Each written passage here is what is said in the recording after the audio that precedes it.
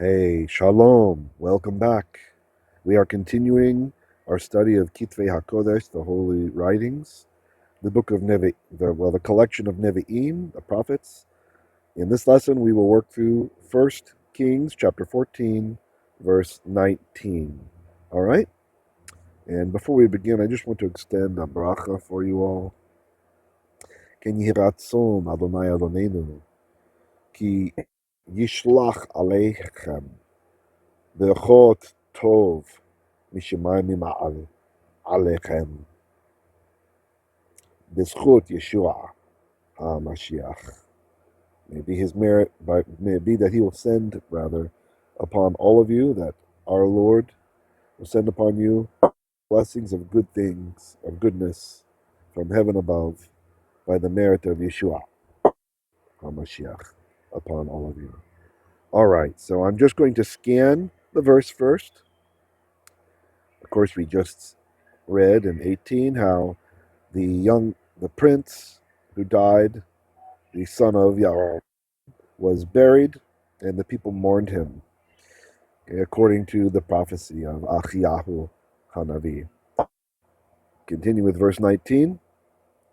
V'yeter divrei Yaravam, asher nilcham v'asher malakh, hinam ketuvim al seifer divrei hayamim malakh Yisrael. I just realized there might be a logo blocking out the Israel at the end there, so I tried to make it bigger. Hopefully you can see that already. All right, so let's look. Ve'yeter. So what is this word? Yeter.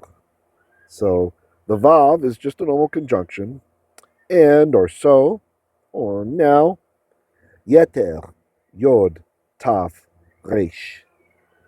So this word is related to the name of Moses' first father-in-law, Yithro.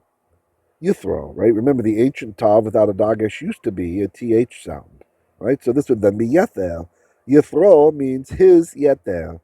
So yeter can either mean what's left over, or it can mean like the best of something, right? The best, like the cream of the crop. So surely that's what Yithro's mother named him when he was a baby, not the leftover, his leftover, meaning God's leftover, but his best, right? What a nice name to give a child, Yithro. The yeter of is what that is. So the yeter, but in this case now the rest, and this is a construct chain. If you're a visual learner, you'll notice I have an aqua colored box around this, which is one of the ways that we demonstrate. This is how we mark a full construct chain, right? So let's jump to the last word of the chain. And if you're looking, you see it's gray. If you're listening, you can just hear it's Yaravam. It's a name, right? So when the last word in a chain is a name, every word in the chain before that, we try to put the word the on it in English. Sorry for speakers of other languages that don't use a definite article, but that's how it works. So the yeter. Now the yeter, the remainder, and it's a chain of constructs. We say of divrei. This is the construct form of devarim, right? Of words or things. We drop the mem. So of the divrei, of the things or the affairs, the doings of Yaravam. So now the remainder, or like the rest of the things of Yaravam, it's like saying the other stuff that happened that he did, the rest of the historically significant events of Yaravam. Asher, Aleph Shin Resh. And I'm going to translate this by glancing at the next word, nilcham, as how. I'm going to say how. Asher can mean a lot of things. It can mean, usually it's the relative pronoun, so we usually try to make it mean who or which, right? Like someone who did something or the thing which was left out there or whatever. But it can also mean when or where, depending on context, right? And a couple other rarer things I don't want to confuse you with. So I'm going to say how. Nilcham. So this verb, it's a nifal. The noon at the beginning is the characteristic trait of the nifal in the perfect, right? So in the completed action sense. The verbal root is lacham. Lamed, chet, mem. lacham, just like lechem, like bread. So nilcham in the nifal means to fight. So asher, how, nilcham, he fought, how he fought. Asher, and how, malakh, mem, lamed, kaf. Malakh is to reign, to reign. This is where we get the word melech from. Melech. And this might be worth learning if I know a lot of you do like Dr. Michael Heiser. One of the neat things that he points out is that humans were meant to be Betzelem Elokim. Betzelem, Sari Lamed Mem. Tselem. So Tselem, just like Melech, is a segalit, right? It's got the sound, right? Melech for king is and it comes from malach, reign, right? One who reigns is a melech. Malach melech, a king reigned, right? Okay, so it's kind of like a reigner in Hebrew is what it sounds like, right? Reigner, that kind of rain, not like I can't make the thunder sound right now, but not like water coming down or something, okay? So same with tselem.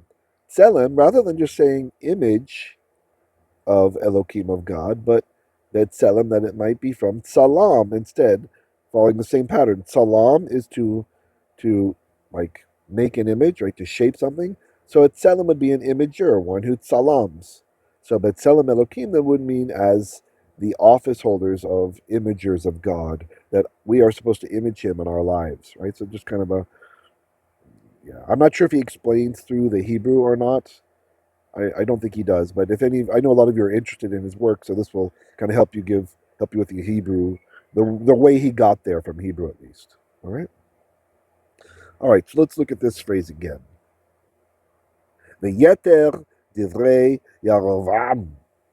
Now the yeter yod tav resh, the rest of divrei, of the things of or the affairs of Yaravam, of that guy. Asher, how, nilcham, or it could be with whom he fought, but I would maybe expect it to be phrased a bit differently. Nilcham, how he fought, va'asher, and how, malakh, he reigned. I'm being a bit pedantic by saying reigned instead of ruled, because mashal is ruled. Okay. I should have colorized the mem here. I apologize. It's not yellow. Hinam. It should be hinam, not hinam. Hinam might make you think of it as chinam, meaning like without reason, or like sinat chinam or something. This is the word hine combined with So behold they, right? Or are not they? Behold they are ketuvim, ketuvim. So katuv from the verb kaf, tav, bait. Katav is to write. To write. Katav means he wrote. Katuv is a passive participle, meaning it is written.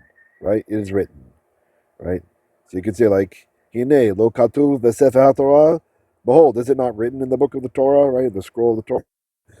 So the katuv becomes ketuv when we put an im on the end because the accent moves and that ah gets shortened. So ketuvim. So hinam, behold, they are ketuvim, are written. They're written things because it's a plural. They're divrei. It's the yeter divrei Yaravam. The rest of the things or the affairs of Yaravam. Right? Hinam, behold, they are ketuvim. They are written. Al, ayin lamed, literally upon. Sefer divrei hayamim. So, construct chain, the last word, hayamim, it's definite. Hay, that's the, yamim, the days. So we say the seifer, the book or the scroll of divrei, so the affairs of hayamim, of the days. And this, of course, is the last book in the historical annals, right? So you've got First and Second Samuel, First and Second Kings, and First and Second Divrei Hayamim. This book here. All right, continuing. Le Malchei Yisrael. So le is for or belonging to. Malche. So this, of course, is related to malakh. So a melech, like I said before, is a king. Melachim are kings. We drop the mem to make it construct. Malche means kings of. Okay. Yisrael. Now, because that last word in the construct chain is a name, we can try to say the. So le, to or belonging to or concerning the malche, the kings of Israel. All right, let's read that second part again. Hinam, behold, they, ketuvim, they are katuv, they are written, upon, seifer, divrei, hayamim. Last word is definite. The seifer, the scroll or the book of the divrei, the things, the affairs of hayamim, the days. Le malche Yisrael. Le, to or concerning the malche, the melachim, the kings of Yisrael. Okay, let's read through one more time, and then maybe I'll kind of rush through one more verse because there's a nice pay marker in the text, in the Masorah, which is like concluding a story. All right? I'll read through. You try to translate before I do. This is 1 Kings 14, verse 19 in the Hebrew. Veyeter divrei Yaravam. Now the rest of the things of Yaravam. Asher. How? Nilcham. He fought. Va'asher. And how? Malakh. He reigned. Hinam. Behold, they are ketuvim. They are written. Upon.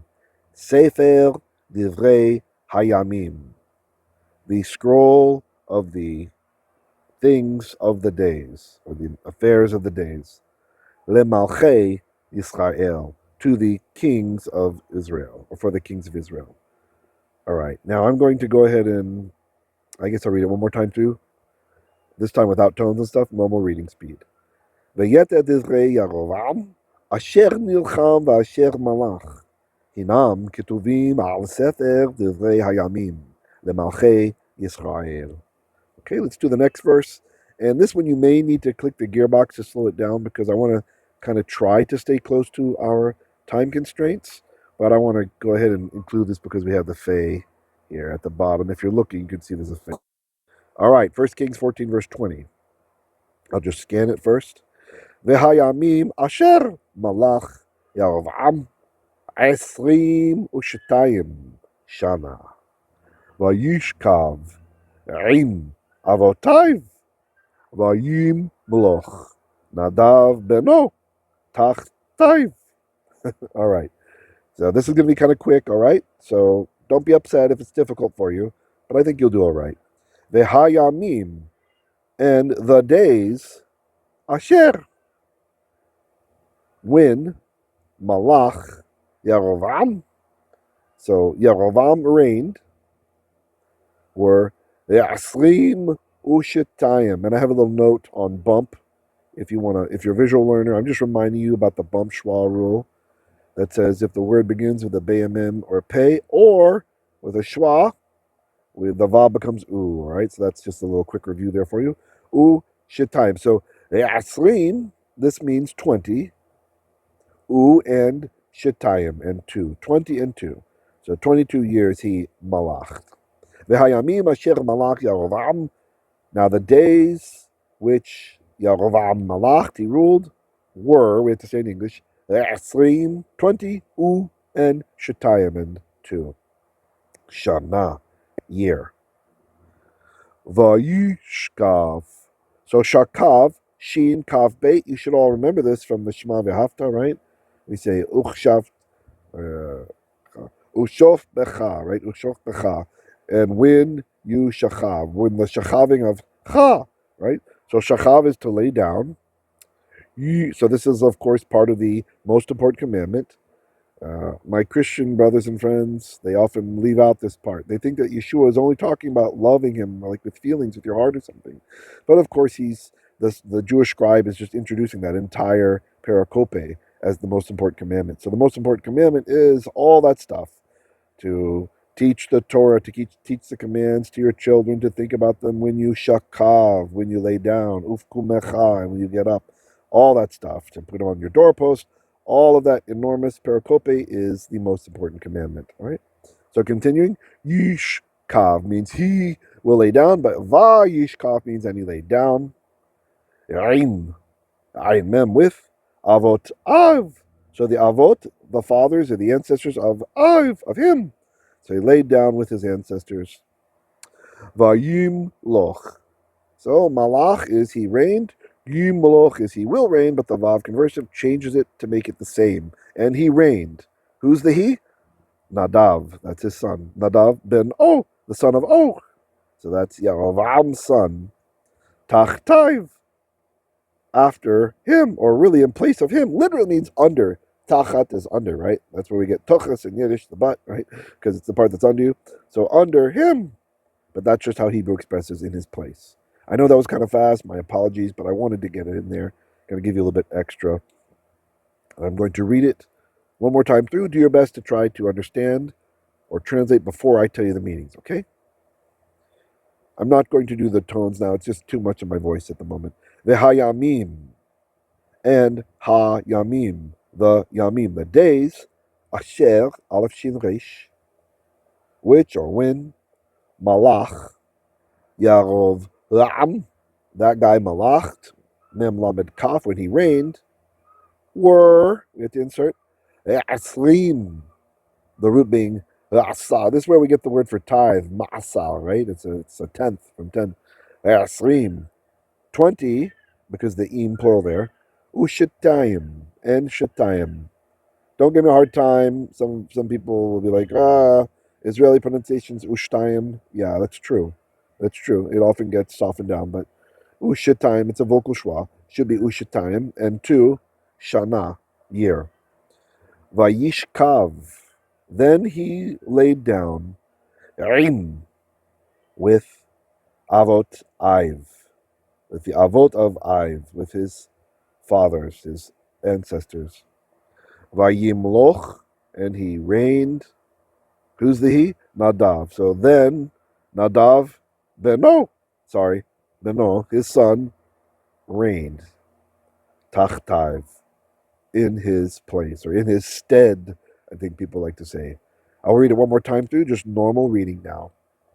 Just try to absorb it. If you understood well and you're a visual learner, close your eyes this time. If you can. If you're driving and you don't have a Tesla that can auto drive, then maybe don't close your eyes. Hayamim asher malakh Yaravam, esrim ushtaim shanah, vayishkav avotaiv, vayimlokh Nadav beno tachtaiv. All right, appreciate you guys. Hope you are doing well. Please pray for us that we can continue to reach more and more people and that we can actually survive as a ministry and even thrive. That would be really wonderful. All blessings to you. May you have a wonderful evening, whatever the case is. And Bezrat Hashem, I will see you tomorrow, or you'll hear from me tomorrow as we continue with the wonderful book Koheleth. Shalom, shalom.